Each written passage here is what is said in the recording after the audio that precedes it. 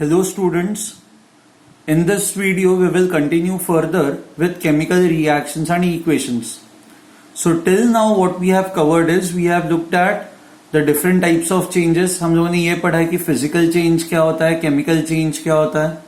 उसके बाद हम लोगों ने ये देखे हुए कि कुछ कुछ chemical reactions ऐसे होते हैं जहाँ पे gas evolve होता है, कुछ chemical reactions ऐसे होते हैं जहाँ पे precipitate form होता है. Correct? So now in this video what we are going to do is we are going to focus mainly on balancing a chemical reaction or balancing a chemical equation. Now chemical reaction and chemical equation में क्या difference है? Now when we talk of chemical reaction, so say for example when carbon reacts with oxygen it forms carbon dioxide.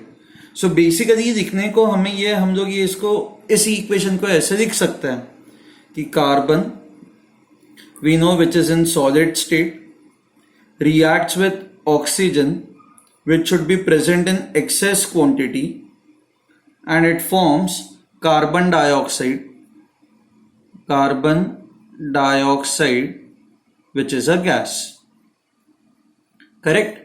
So ये हमारा equation. So this equation tells you that when carbon reacts with excess of oxygen what you get is carbon dioxide, excess of air basically. Okay.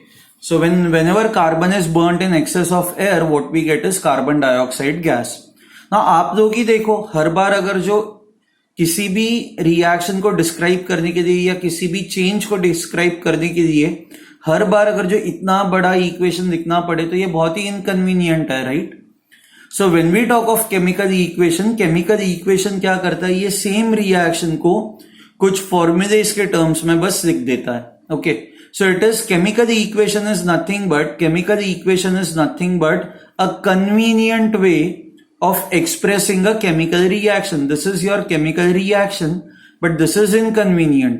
तो हमें एक convenient तरीका चाहिए जो इस reaction को एक्सप्रेस जिसको यूज करके हम लोग इस रिएक्शन को एक्सप्रेस कर पाए. सो वो जो कन्वीनियंट तरीका होता है उस कन्वीनियंट तरीके को कहा जाता है केमिकल इक्वेशन. सो केमिकल इक्वेशन कैसे लिखा जाएगा? कार्बन के लिए फॉर्मूला जो यूज करते हैं that is C. Solid state में तो हम लोग नीचे एस दिखता है, ये हम लोगों ने प्रीवियस सेक्चर में देखा हुआ है. ऑक्सीजन जो है वो नेचर में O2 के फॉर्म में एग्जिस्ट करता है and oxygen is a gas. Okay, and they combine with each other to form carbon dioxide. Carbon dioxide is CO2 which is also a gas. Okay, now thankfully in this equation number of carbon atoms on left hand side and number of carbon atoms on right hand side is equal. You have one carbon atom on left hand side and you have one carbon atom on right hand side. Similarly, you have two oxygen atoms on left hand side and you have two oxygen atoms on right hand side. So number of atoms on left hand side and number of atoms on right hand side for each element is same. जब ऐसा होता है तब ऐसे equation को कहा जाता है this is a balanced equation. Now equation हमेशा बैलेंस्ड क्यों होना चाहिए? नाउ इक्वेशन बैलेंस्ड इसलिए होना चाहिए क्योंकि आपने 9th स्टैंडर्ड में पढ़ा हुआ है कि during any chemical reaction mass is always conserved. आपको याद है law of conservation of mass? Law of conservation of mass. Okay, मान लो मैं एक आपको दूसरा इक्वेशन देता हूं. ओके, जहां पे carbon reacts with oxygen to form carbon monoxide CO which is a gas. This is a gas, this is a solid. Okay, now when you look at this equation you have one carbon atom on left hand side and you have one carbon atom on right hand side. So carbon atoms are balanced, this is fine. But if you look at oxygen atom, so on left hand side you have two oxygen atoms and on right hand side you have one oxygen atom. तो oxygen atoms balance नहीं है ना. तो आप जब इस equation को इस तरह से लिखते हो तो इसका मतलब क्या होता है? One oxygen atom has been destroyed. Atom has been destroyed.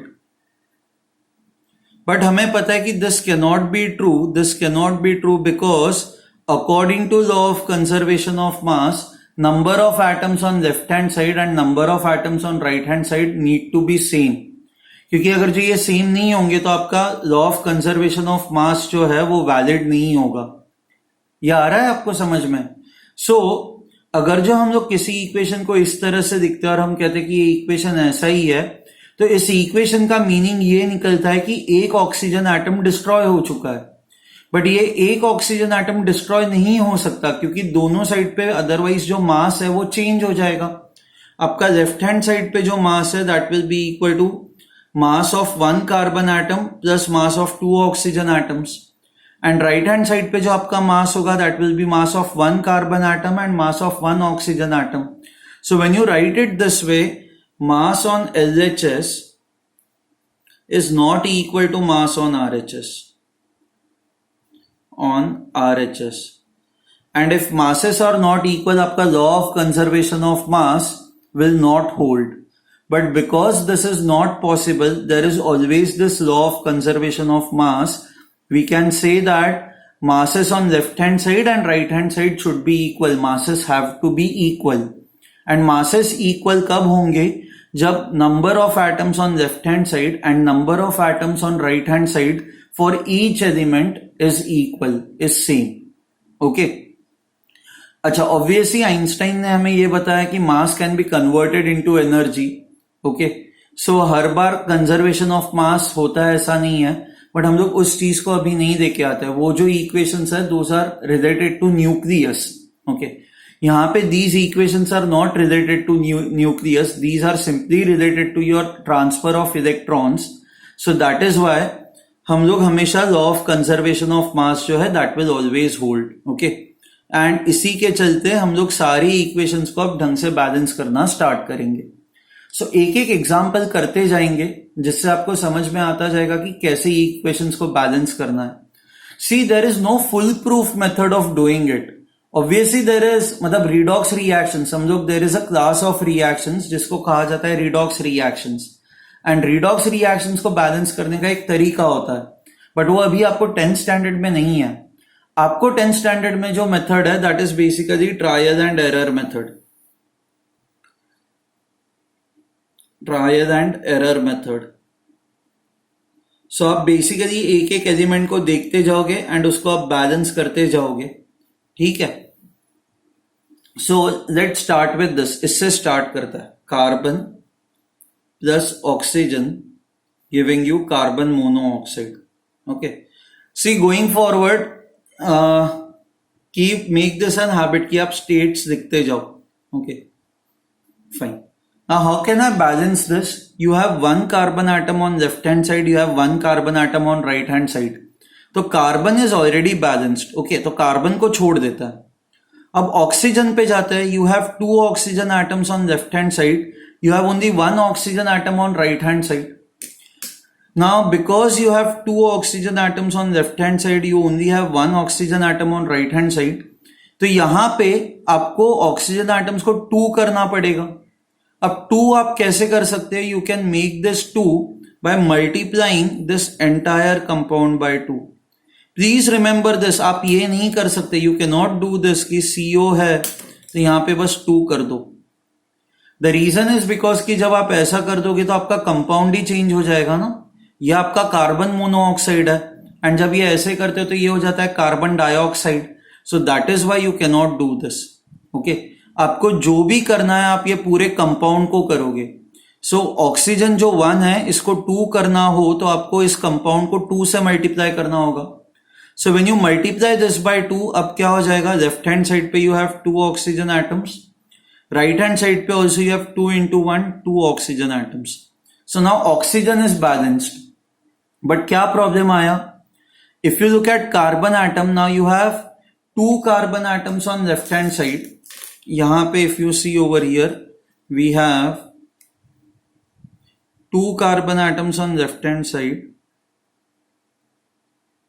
and you have only 1 carbon atom on right hand side, 2 carbon atoms on right hand side, you only have 1 carbon atom on left hand side.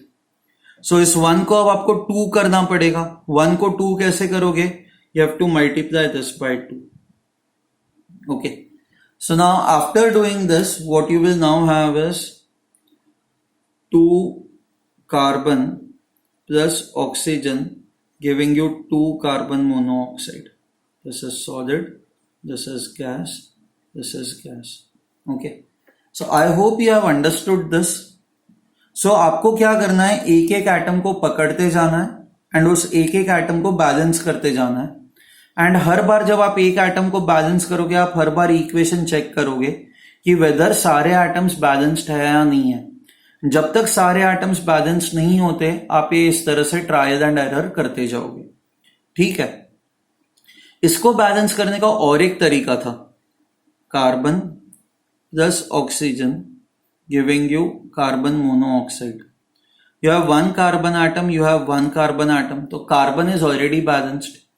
You have one oxygen atom, you have two oxygen atoms. हमने क्या किया, हमने 1 को 2 में convert किया by multiplying this by 2. Now there is another method of doing it. Another method is basically कि इस 2 को आप 1 कर सकते हो ना. This 2 can be converted into 1. How can you convert 2 into 1? By dividing this by 2. So if I just divide it by 2 या if I just multiply it by half, तो ये क्या हो जाएगा, 2 को अगर जो मैं हाफ से मल्टीप्लाई करता हूं तो ये 1 हो जाएगा ना. So now if you see, look at this equation, you have one carbon atom on left hand side, you have one carbon atom on right hand side, you have half into 2, that is one oxygen atom on left hand side, one oxygen atom on right hand side. So अब ये हो गया balance. तो आप इस equation को ऐसे भी लिख सकते हो, C plus half O2 giving you Cu. Okay. Now trust me, even this is absolutely correct. This is correct. This is correct. ऐसा नहीं है कि this is more correct, this is less correct या this is more correct. Ideally आपको balancing अगर जो पूछा जाए तो आप ऐसे करो या ऐसे करो, आपको मार्क्स मिलने चाहिए. You will get the marks. Okay. It's always better, but कि जब कभी ऐसे फ्रैक्शंस हो ना, फ्रैक्शंस अवॉइड करो. ये गलत नहीं है, बट इसको अवॉइड करो. तो अवॉइड कैसे करोगे, आपको हाफ को हटाने के लिए आपको सारी इक्वेशन को 2 से मल्टीप्लाई कर दो. Multiply everything by 2, everything by 2. If you multiply everything by 2, what you will get is 2 carbon plus 2 into half is 1 oxygen. You'll get 2 carbon monoxide gas. ठीक है. So, and if you look at this equation, this is same as this equation. This and this are exactly same. Okay. So, यहां पे पहुंचने का एक directly ये तरीका भी था और ये भी तरीका था. Now I'll advise you one thing. आप हर एक इक्वेशन को ना रिवाइंड करके 2 बार 3 बार देखो, ताकि आपको टेक्निक्स क्लियर होती जाए. Okay. We'll go on to the next equation now. Now the next equation is this. You have sodium chloride. मैं इसके नाम लिखते जाता हूं. Sodium chloride. When it reacts with lead nitrate, okay, it forms sodium nitrate and lead chloride. Now normally NaCl it is soluble in water, तो ये aqueous state में होगा. PbNO3 ये aqueous state में होगा. NaNO3 this is in aqueous state. PbCl2 forms a precipitate, so it is a solid. अब ऐसे case में आपको बैलेंस करना है. ओके. Now यहाँ पे there are many number of atoms. You have Na, you have Cl, you have lead, you have nitrogen, you have oxygen. Okay.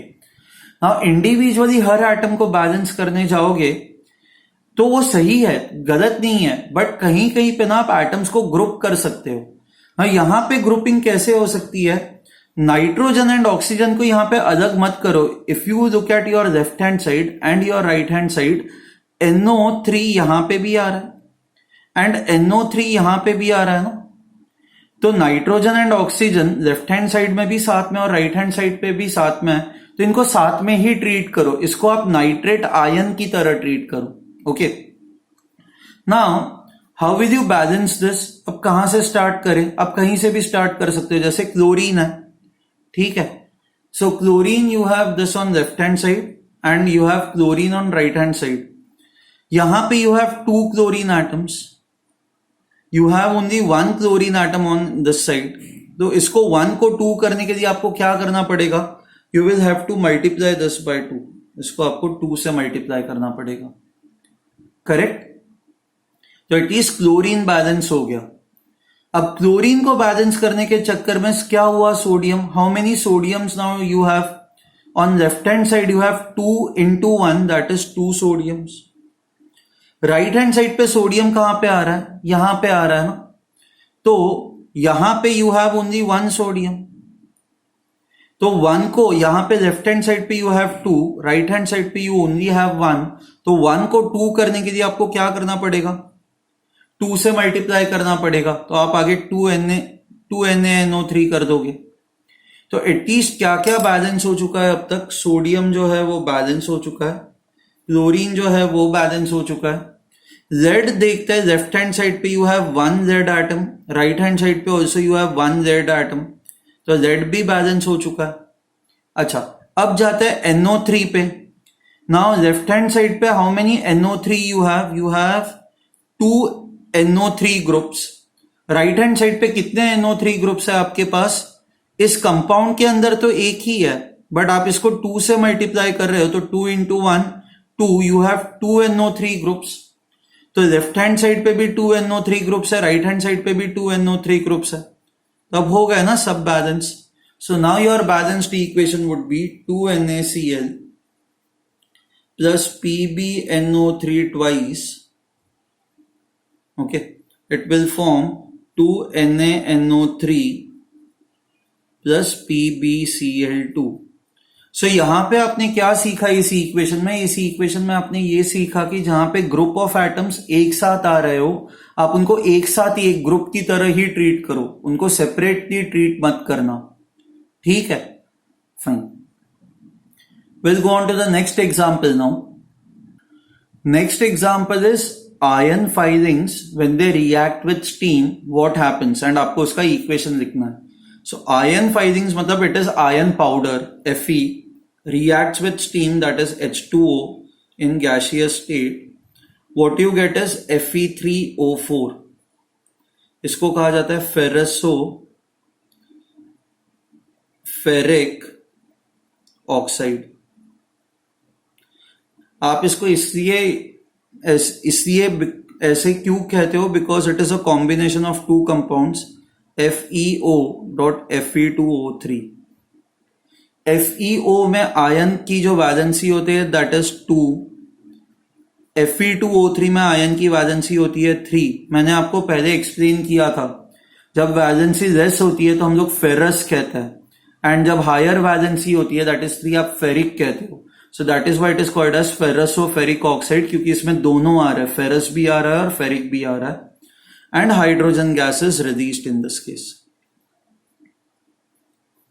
ठीक है। so this is solid। now इसको अब आपको बैलेंस करना है। अब वापस कैसे बैलेंस करोगे, start off with individual atom. Now Fe से स्टार्ट करता है, you have 1 Fe over here, you have 3 Fe's over here, so आप इसको 3 कर दोगे, okay.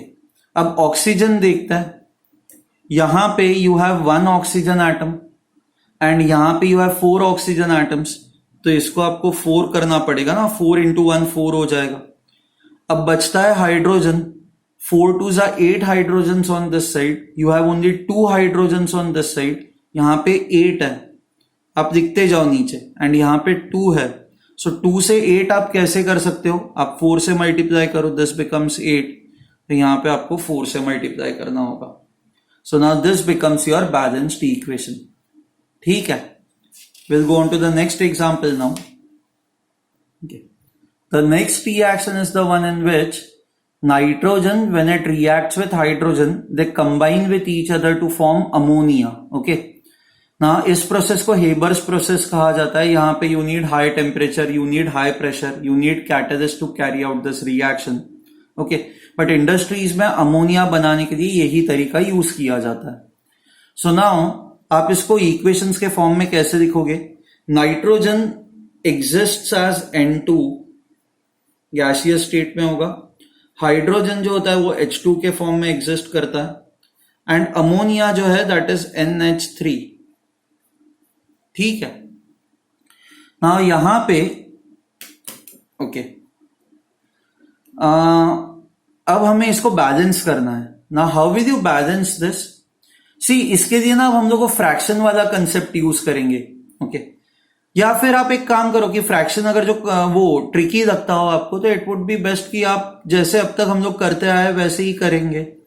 So you have 2 nitrogens, left hand side पे you have 2 nitrogens, right hand side पे you only have 1 nitrogen. तो आपको क्या करना होगा? आपको 1 को 2 करना है, 1 को 2 करना है तो आपको इसको 2 से मल्टीप्लाई करना होगा, करेक्ट। अब नाइट्रोजन तो बैलेंस हो गया, so at least nitrogen is balanced. अब जाता है हाइड्रोजन पे। Okay, now left hand side you have 2 hydrogens, right hand side you have 3 2s are 6 hydrogens. So right hand side पे ज्यादा है ना, 6 है hydrogens, sorry I right it over here. You have 6 hydrogens on right hand side. You have only 2 hydrogens on left hand side. So ideally आप इसको क्या करोगे? You will multiply this by 3 so that you get 6. So multiply this by 3. तो ये हो जाएगा आपका balanced equation, N2 plus 3H2 giving you 2NH3. ठीक है, fine. Now the next equation is okay. The next equation is barium chloride. When it reacts with aluminium sulfate, it forms aluminium chloride and barium sulfate. इनके formulas इस तरह से। इस lecture के and में if possible I'll give you all the valences ताकि आपको याद आ जाए वापस। ओके, लास्ट ईयर मैंने आपको इन सारे ग्रुप्स की वैलेंसीज दी थी। अभी इस लेक्चर के एंड में मैं वापस आपको ये सारी वैलेंसीज दे दूंगा। So BaCl2 reacting with Al2SO4 thrice gives you AlCl3 and barium sulfate forms a precipitate. It is a white precipitate. Okay. अब बैलेंस करना स्टार्ट करें ना। स्टार्ट करते हैं एल्यूमिनियम से। सी, बेरियम तो ऑलरेडी बैलेंस्ड है, you have 1 barium and you have 1 barium. Okay, chlorine ऐसा है कि 2 क्लोरीन्स एंड 3 क्लोरीन्स, तो सिंपल मल्टीप्लीकेशन से नहीं आएगा, तो उससे बेटर है एल्यूमिनियम देखते हैं। यहां पे ना आपको एटम्स आइडेंटिफाई करना है। सी, आप 2 को किसी भी नंबर से मल्टीप्लाई करो 3 नहीं मिलेगा ना, आपको अंदर से आपको 2 को फ्रैक्शन से मल्टीप्लाई करना पड़ेगा, आपको 2 को 3/2 से मल्टीप्लाई करना पड़ेगा, तब जाके आपको ये मिलेगा 3। सो ऐसे केसेस में pick up those atoms which are very easy to balance. You have 2 aluminium atoms on this side, you have 1 aluminium atom on this side. तो 1 को 2 में कन्वर्ट करने के लिए I have to multiply this by 2। अब ये हो गया। अब क्लोरीन देखते हैं। You have 3 2s are 6 chlorine atoms, but ये साइड पे you only have 2 chlorine atoms. तो 2 को 6 में कन्वर्ट करना हो तो 2 को 3 से मल्टीप्लाई करना पड़ेगा। So let me put 3 over here. अब 3 करोगे तो अब बेरियम पे जाता है। You have 3 into 1 3 barium atoms and you have only यहां पे 1 बेरियम एटम, करेक्ट। तो 1 को 3 में कैसे कन्वर्ट करोगे? 1 को 3 में कन्वर्ट करने के लिए आपको इसको 3 से मल्टीप्लाई करना पड़ेगा। एंड ये जो ग्रुप है sulphur and oxygen, and sulphur and oxygen ये यहां पे भी साथ में आ रहा है ना, इसको सल्फेट ग्रुप कहता है। Now you have 3 sulfate groups on this side, and even on this side you have 3 into 1, that is 3 sulfate groups on RHS. So सारे atoms balance हो चुके। So now this is your balanced equation। 3, ये 1, ये 2 and ये 3। अब जो next कुछ examples देते हैं, ये next examples थोड़े से tricky होंगे। So next example is MnO2 reacts with HCl. Okay, it forms MnCl2 plus Cl2 plus H2O. This is basically a method used to prepare chlorine. अच्छा, ये method used to prepare chlorine in industries. Chlorine और in laboratories आप इस method को use करके chlorine बनाते हो। Okay, now इसको आप बैलेंस कैसे करोगे? Now if you look at chlorine, normally क्या होता था कि जैसे इसके पहले वाला एग्जांपल है, क्लोरीन है तो राइट हैंड साइड पे क्लोरीन किसी तो एक ही कंपाउंड में यू वुड फाइंड। जैसे बेरियम है तो राइट हैंड साइड पे किसी तो एक ही कंपाउंड में बेरियम आ रहा था। सो बेसिकली बेरियम जो था वो लेफ्ट हैंड साइड पे भी एक ही कंपाउंड में आ रहा था, राइट हैंड साइड पे भी एक ही कंपाउंड में आ रहा था। वैसे ही आप एल्यूमिनियम देखोगे तो लेफ्ट हैंड साइड में इस कंपाउंड में आ रहा है, राइट हैंड साइड में इस कंपाउंड में आ रहा है। सो दोनों साइड्स पे एल्यूमिनियम बस एक एक कंपाउंड में ही ऑब्जर्व हो रहा था। तो अब तक जो सारे हम लोगों ने एग्जाम्पल्स किए हुए हैं उन सारे एग्जाम्पल्स में ये कॉमन पैटर्न था कि every element was observe in only one compound in LHS and in only one compound in RHS. Now this is something different because chlorine जो है वो लेफ्ट हैंड साइड पे तो आपको एक कंपाउंड में ऑब्जर्व हो रहा है, चलो, बट राइट हैंड साइड पे जो क्लोरीन है, chlorine is also getting observe. You will see chlorine is also present in this compound and chlorine is also present over here. So when you have a particular element which is present in two or more compounds, तो उसको आप सबसे आखिरी में जाके balance करोगे, एकदम and में जाके आप बैलेंस करोगे, ठीक है। सो क्लोरीन को छोड़ दो बैलेंस करना, अब बाकी एटम्स बैलेंस करना स्टार्ट करें। So if you see over here you have 2 oxygen atoms. अब ट्रायल एंड एरर ही करनी है हमें। मैंगनीज से स्टार्ट करता है, manganese is 1 on this side, manganese is also 1 on this side, तो मैंगनीज को अब बैलेंस करना नहीं है। ऑक्सीजन से स्टार्ट करते, you have 2 oxygen atoms on this side and you have 1 oxygen atom on this side. तो आपको क्या करना पड़ेगा, 1 को 2 करने के लिए I have to multiply this by 2, ठीक है। अब हाइड्रोजन एटम्स देखते हैं, you have 2 2s are 4 hydrogen atoms and ये साइड पे you only have 1 hydrogen atom. तो 1 को 4 में कन्वर्ट करना हो तो आपको 4 से मल्टीप्लाई करना पड़ेगा, then मल्टीप्लाई दिस बाय 4। अब क्लोरीन एटम्स देखते हैं, you have 4 chlorine atoms on this side, you have 2 chlorine atoms over here and you have 2 chlorine atoms over here. Chlorine मिला के कितने हो गए, 2 + 2 4। So finally your equation would be MnO2 plus 4HCl giving you MnCl2 plus chlorine gas plus 2H2O. So you have to remember this. I'll write down the rule over here. If an element is present in 2 or more compounds,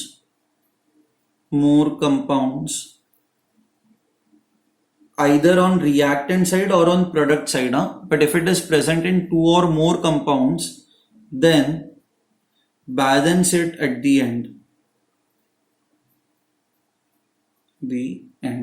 आखिरी में जाके आप इसको balance करोगे, ठीक है।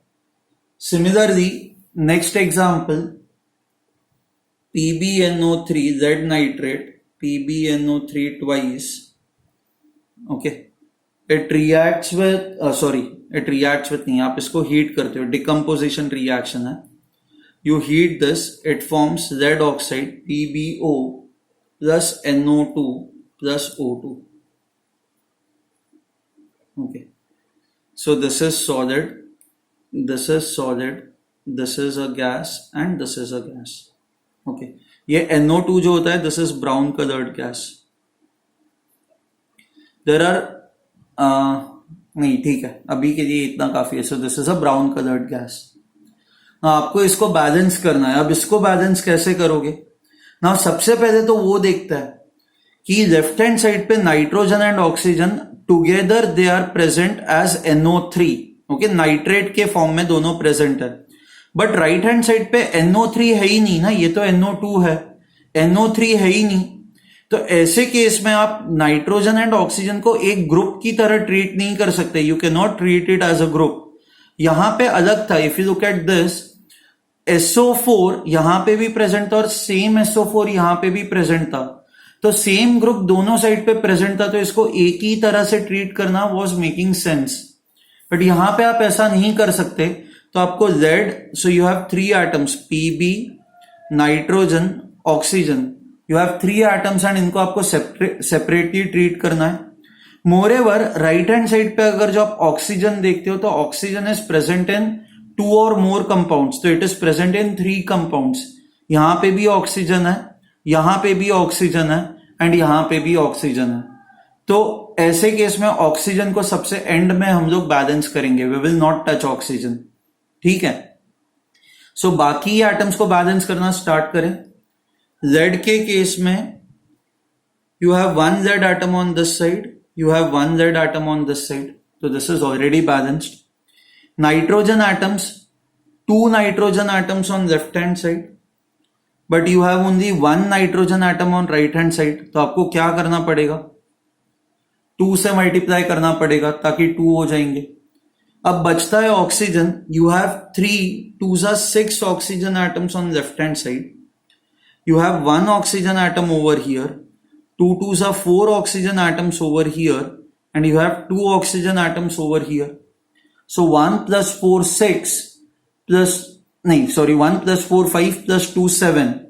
तो left hand side पे 6 ऑक्सीजन एटम्स है, राइट हैंड साइड पे 7 ऑक्सीजन एटम्स है। तो आपको 7 को 6 करना है ना। अब इसको आप कुछ भी करने जाओगे, मान लो यहां पे आप कोई भी कोएफिशिएंट डालने जाओगे तो प्रॉब्लम ये आएगा कि आपका पीबी भी चेंज हो जाएगा, तो पीबी की गड़बड़ हो जाएगी, जेड की गड़बड़ हो जाएगी, वो ऑलरेडी बैलेंस्ड है। आप यहां पे ऑक्सीजन को कुछ एडजस्ट करने जाओगे तो आपका नाइट्रोजन भी अफेक्ट हो जाएगा, तो ये नाइट्रोजन भी अफेक्ट हो जाएगा। बट यहां पे अगर जो आप ऑक्सीजन को चेंज करते हो तो ऑक्सीजन किसी और एटम के साथ जुड़ा हुआ नहीं है ना। तो आप जब ऑक्सीजन को यहां पे चेंज करोगे तो कहीं और जेड पे भी कोई फर्क नहीं पड़ेगा, नाइट्रोजन पे भी कोई फर्क नहीं पड़ेगा। तो आप ये कर सकते हो। अब हमें बस क्या चाहिए, राइट हैंड साइड पे 7 ऑक्सीजन एटम्स है, लेफ्ट हैंड साइड पे 6 ऑक्सीजन एटम्स है, तो आपको इसको रेड्यूस करना है ना। You have to reduce this by 1, reduce by 1, which means यहां पे 2 ऑक्सीजन एटम्स है, you have to reduce this by 1 मतलब 2 के जगह पे अब हमें बस 1 ही चाहिए। अब 2 के जगह पे 1 कैसे हो सकता है, हमने स्टार्टिंग में एक एग्जांपल देखा था, आप सीधा 2 से डिवाइड कर दो, या multiply this by half. So now your equation would be PbNO3 twice on heating will form PbO plus 2NO2 plus half O2। ये आपका बैलेंस्ड इक्वेशन है। ठीक है, इफ यू वांट आप सबको 2 से भी मल्टीप्लाई कर सकते हो, सो you'll get 2 PbNO3 twice 2 PbO plus 4NO2 plus O2। ठीक है, so this is balance no. हर बार एक चेक कर देना नंबर ऑफ एटम्स मैच हो रहा है या नहीं हो रहा है। ठीक है, we will stop the lecture over here. Thank you.